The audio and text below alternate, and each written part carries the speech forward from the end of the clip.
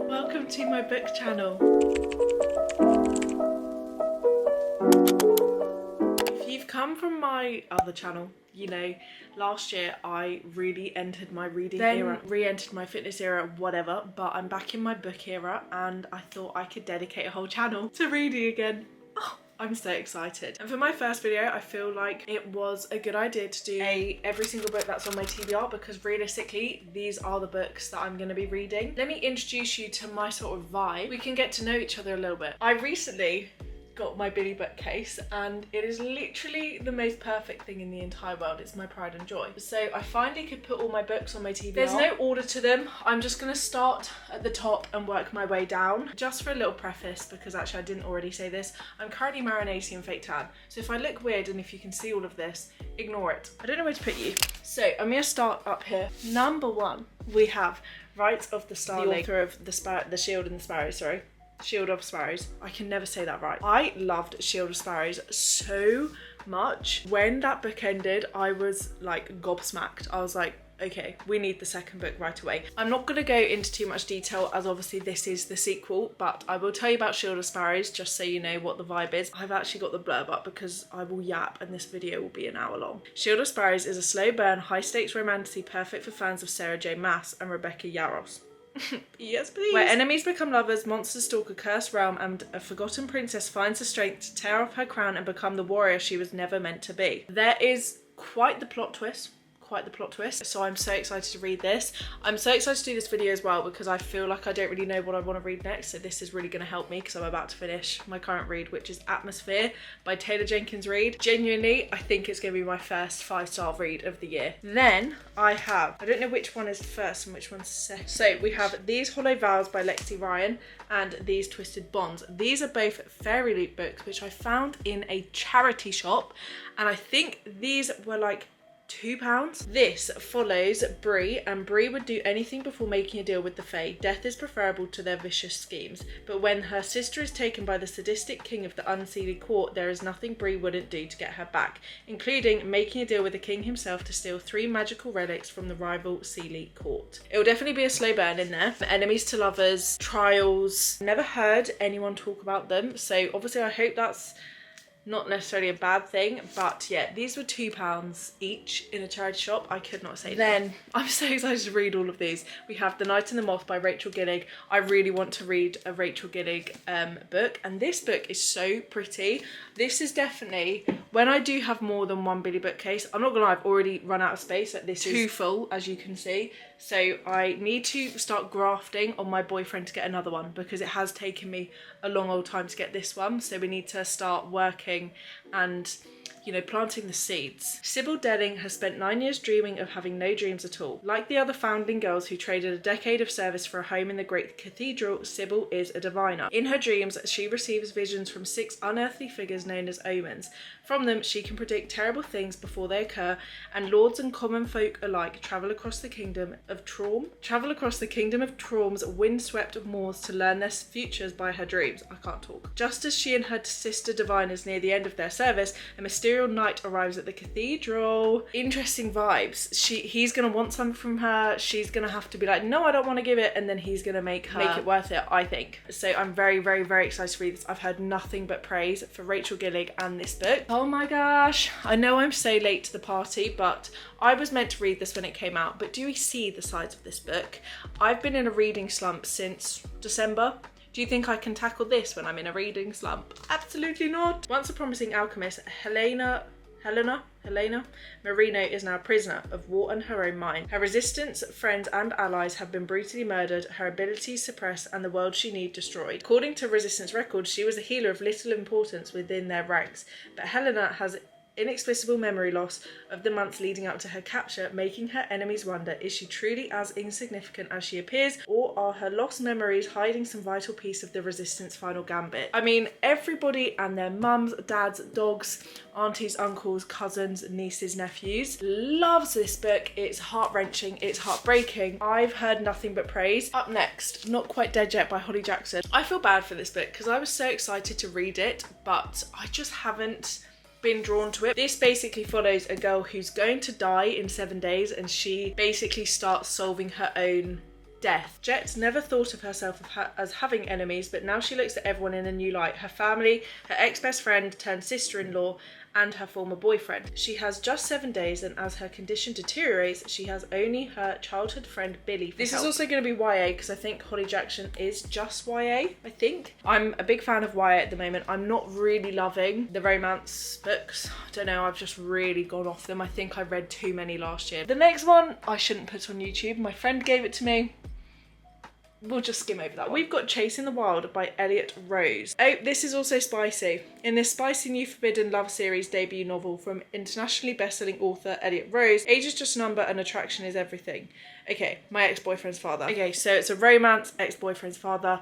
This, not really my vibe right now. When spice is in a book at the moment, I'm literally just like skimming over it. I was never a big, huge fan of it, but it gives me the ick so bad at the moment. No judgment to anybody. ACOTAR I enjoyed. Fourth Wing I love. Favourite book. For me at the moment, just spice is so out, and YA, fantasy and not romance is so in. Then we have the Mistborn series. Really want to read these, and genuinely one of the very few reasons why I haven't is because the font in the books, I'll actually try and get one out. The font in these books, it's overstimulating. I cannot read that. So really I should give this back because this is actually my boyfriend's dad. And I do want to read these, but I think I'll buy them on Kindle. Next, we have The Love Hypothesis by Ali Hazelwood. I did not remember that this was my sister's. I need to give this back to my sister. Ali Hazelwood, I love her so much. Not in Love is one of my favourite books. I just recently read Two Can Play. Really enjoyed that. When a fake relationship between scientists meets the irresistible force of attraction, it throws one woman's carefully calculated theories on love into chaos. I love this premise. I don't love romances, but I do love a fake dating situation, and I love Ali Hazelwood. So realistically, this is actually probably my next read. Next, we have The Invisible Life of Addie LaRue by V.E. Schwab. This, again, like Not Quite Dead Yet by Holly Jackson. I've wanted to read this forever. Like, it's been really high on my to-do list, TBR list. I'm not like, oh, you know, I'm just like, she's there. A desperate woman makes a desperate deal in the dark, a bargain to live forever but be remembered by no one, until, after 300 years, she walks into a bookshop and meets Henry, who remembers her. Next, we have Paladin's Grace by T. Kingfisher. I said that weirdly. T. Kingfisher. This is giving autumn. Paladin's Grace is a darkly whimsical, cozy fantasy featuring sock-knitting paladins, bad bee perfumers, courtroom hijinks, and heart-racing romance. While foraging for Startleflower, perfumer Grace finds herself pursued by ruffians and rescued by a handsome paladin in shining armour. Only to outwit her hunters, they must pretend to be doing something very unrespectable in an alleyway. This is very autumnal, and this probably won't get read until autumn. Next, we have Lights Out, which I've just remembered. My friend gave me this to borrow months and months ago, and I've not read it or given it back. This is straight up spice. I've heard everything good about this book, and I'm sure when I'm back in the romance enjoying girls simping, boys simping era, I will enjoy this. But for right now, this is a no. Next, we have Tomorrow and Tomorrow and Tomorrow. It's not a romance, but it is about love. When Sam catches sight of Sadie at a crowded train station one morning, he is catapulted straight back to childhood and the hours they spent immersed in playing games. Their spark is instantly reignited and sets off a creative collaboration that will make them superstars. What comes next is a decades-long tale of friendship and rivalry, fame and art, betrayal and tragedy, perfect worlds and imperfect ones, and above all, our needs to connect, to be loved and to love. I reckon when I'm in my romance era, I will love this. This sounds very like wholesome, cute, very lovely. Next, we have The No Show by Beth O'Leary, which I actually do want to unhaul because this actually probably isn't my vibe.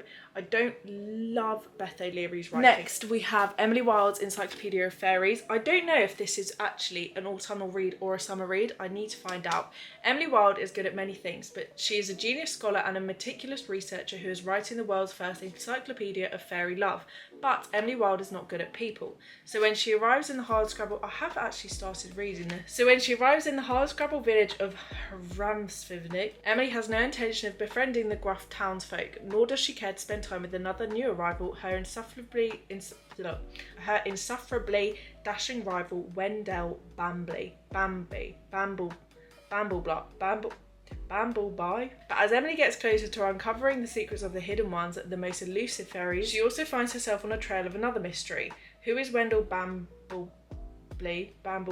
and what does he really want? Next, we have Legends and Lattes. I started listening to this audiobook, but I could not get on board with the narrator. She's done slaying monsters, she's ready to serve coffee. After decades of adventuring, Viv the Orc Barbarian is hanging up her sword for good. Now she sets her sights on a new dream, opening the first coffee shop in Thune.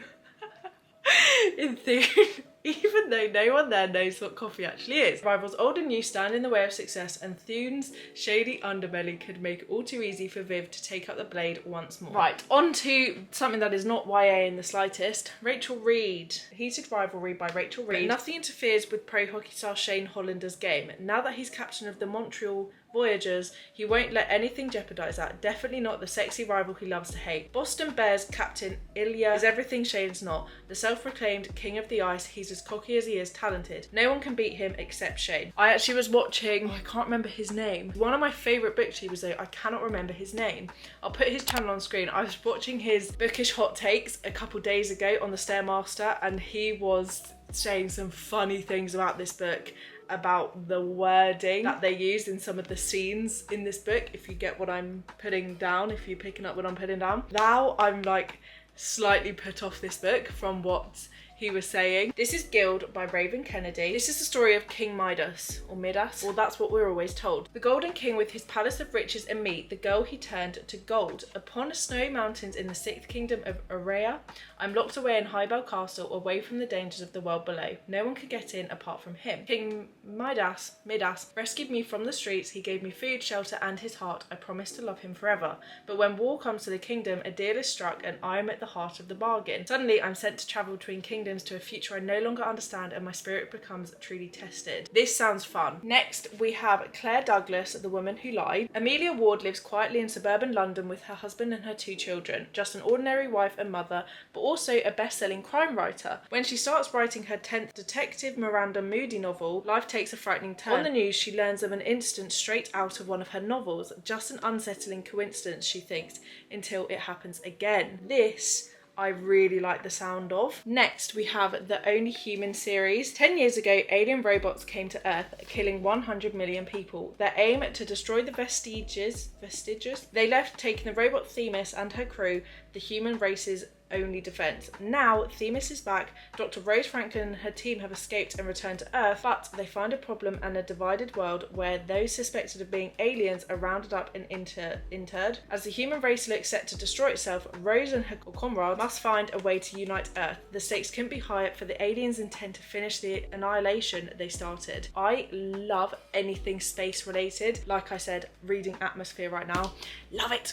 Love it, love it, love it. These 2 are the next 2 books in the series. Then we have The Other People. This is another one which my boyfriend's mum lent to me. Driving home one night, Gabe sees the face of a little girl he knows in the rear window, and what? She mouths one word, Daddy. He never sees his 5-year-old again, Izzy. But 3 years later, Gabe still drives the roads, searching for the car that took Izzy, never giving up hope. Fran and her daughter Alice aren't searching, but running, always one step ahead of the people who want to hurt them, because Fran knows the truth about Gabe's daughter, and she knows what those chasing her and Alice will do if they ever catch them. Oh my goodness. We next have The Night She Disappeared by Lisa Jewell. This is another one which I keep picking up to read. Teenage mum Tallulah heads out on a date, leaving son at home with her mother Kim. At 4:30 a.m, Kim awakens to discover that Tallulah has not come home. A year later, walking the woods behind where her boyfriend has just started teaching, Sophie sees a sign nailed to a fence, a sign that says dig here. I know that this again is going to be really good. It just doesn't entice me for some reason. Next we have another Lisa Jewell, Then She Was Gone. She was 15, her mother's golden girl. She had her whole life ahead of her, and then in a blink of an eye, Ellie was gone. 10 years on, Laurel has never given up hope of finding Ellie, and then she meets a charming, charismatic stranger who sweeps her off her feet. But what really takes her breath away is when she meets his 9-year-old daughter, because his daughter is the image of Ellie. Now, all those unanswered questions that have haunted Laurel come flooding back. What really happened to Ellie? Who still has secrets to hide? By the sounds of these blurbs, they sound incredible. Then we have The Apartment Upstairs by Leslie Cara. Scarlett's aunt lived and was brutally murdered in the apartment upstairs, but Scarlett is determined that her life should return to some kind of normal, even if that means living with just a ceiling between her and the scene of such a devastating crime. Dee is busy balancing her job as a funeral director with organising an event to mark the disappearance of her best friend 10 years ago. So she's got enough on her plate without worrying about the threatening messages that are appearing on her company's Facebook page. When Scarlett approaches Dee about planning her aunt's funeral, an unexpected link emerges between them. Together, the two women could uncover secrets that have long been buried, even while someone wants to stop them from digging. Fun. We've got quite a few thrillers. We've got The Girls Who Disappeared. 20 years ago, one rainy night, Olivia Rutherford is driving three friends home when a figure in the road causes her to swerve and crash. Regaining consciousness, she finds herself alone in the car. Her friends have vanished. Journalist Jenny Halliday visits the close-knit community of Staffabury to persuade Olivia to talk and solve the mystery of the girl's disappearance, but Olivia won't speak. Is Olivia hiding something? Why are the people of Staffabury so frightened? And how many secrets can one small town hide? I love these murder mysteries. These sound so fun. This scares me because I don't sleep very well, so something about sleep books do terrify me. All Anna wants is to be able to sleep, but paralysing insomnia, terrifying nightmares and memories of that horrific day are making it impossible. If only she didn't feel so guilty. To escape her past, Anna takes a job at a hotel on the remote Scottish island of Rum. Yet when 7 guests join her, what started as a retreat from the world turns into a deadly nightmare. Each of the guests has a secret, but one of them is lying about who they are and why they're here. There's a murderer staying in the Bayview Hotel and they've set their sights on Anna. Someone's going to sleep and will never wake up. That terrifies me. Next, we have Abby Jimenez, Just for the Summer. Is this the first book in the series? No. I love Abby Jimenez so much. I really want to read this, and I've heard obviously such good things about Abby Jimenez. Justin has a curse, and thanks to a Reddit thread, is now all over the internet. Every woman he dates goes on to find their soulmate the second they break up. When a woman slides into his DMs with the same problem, they come up with a plan. They'll date, break up, and cancel out each other's curses. It's supposed to be a quick fling just for the summer, but when Emma's toxic mother shows up and Justin has to assume guardianship of his 3 siblings, suddenly navigating a lot more than they expected, including catching real feelings for each other. What if this time fate has actually brought the perfect pair together? We next have The Pairing by cutesy. This follows Theo and Kit, and basically they broke up 4 years ago and end up being on the same tour bus together around Europe, and they set a competition to see how many people they can hook up with. They obviously end up having feelings for each other. Next we have In Her Own League by Liz Tomford. I'm so excited for this. This is another sports romance by Liz Tomford. Love Liz Tomford so much. As the first female team owner in the Major League Baseball, Reese Remington has spent her entire life preparing for this role. With a sharp mind and years of experience working behind the scenes, she's more than qualified. Emmett Montgomery is a former all-star turned coach who treats his players like family and the field like home. The last thing he wants is a new boss, let alone one who seems ice cold and laser focused on business. But forced to spend long hours and too many away games side by side, he begins to see the fire beneath Reese's control, the heart behind her ambition, and the unwavering determination to prove herself.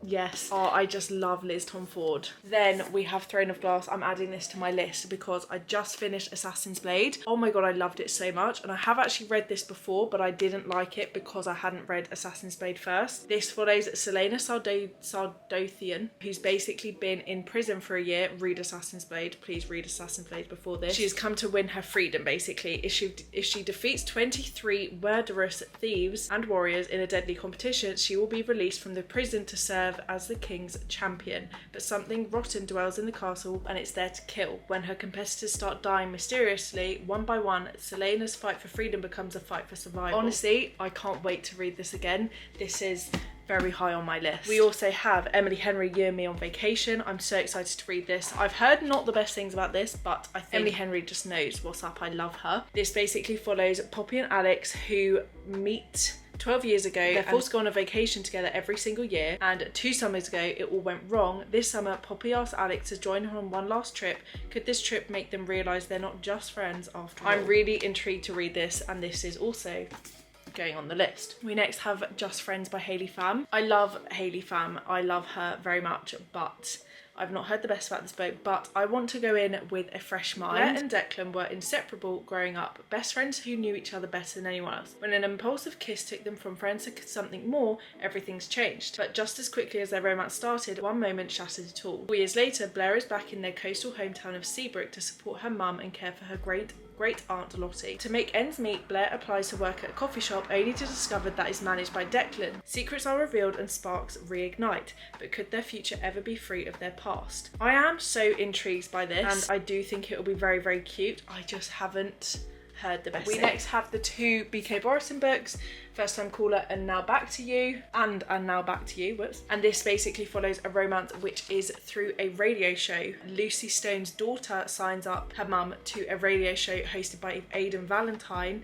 It's like a dating show but through a radio. I've heard really, really, really good things about this. This is another one which I keep putting on my TBR but never do anything with it and never read it. So this is something I do need to get to. Then we have Out of the Woods by Hannah Burnham Young. I haven't read Hannah Burnham Young, I don't think. I've heard very, very good things. This follows high school sweethearts Sarah and Caleb have always been a sure thing. For the past 17 years they have had each other's backs through all life's ups and downs. But Sarah has begun to wonder, who is she without her other half? This basically follows a couple that are going through troubles and working them out if they do work it out. I'm intrigued by this. I don't know if I love that trope. We'll see. I do want to read it. I've heard very good things, so I'm sure it is good. It gives me slightly weird vibes. These 2 I'm actually in the middle of. We have Road Trip with a Vampire and Bride. These 2 I was enjoying, I just wasn't enjoying enough. I'm not gonna lie, I think these 2 actually started my reading slump. Bride is basically about a werewolf and a vampire and their families crossing when they've never crossed before, and the main female and main male character basically have to agree to bridge the sides, I guess. I'm literally like over halfway through and I was really enjoying it. I wasn't picking it up, so I just put it back on the shelf.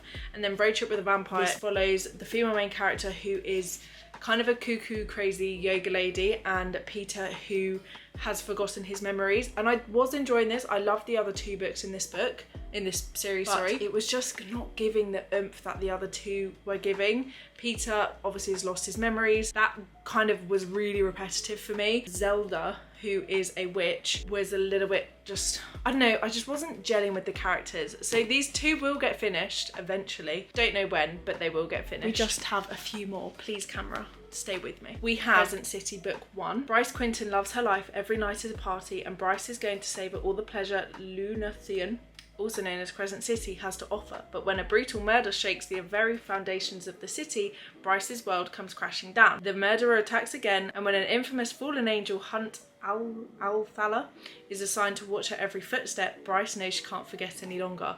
I'm so excited by this, but again, she's a big book that I can't stomach it right now, but I know I will love this. Obviously, I love Sarah J. Maas, so I know I will love this, but I need to wait until I'm in a better position to read it. Then we have Once Upon a Broken Heart by Stephanie Garber. For as long as she can remember, Eveline Fox has believed in happily ever after until she learns that the love of her life is about to marry another and her dreams are shattered.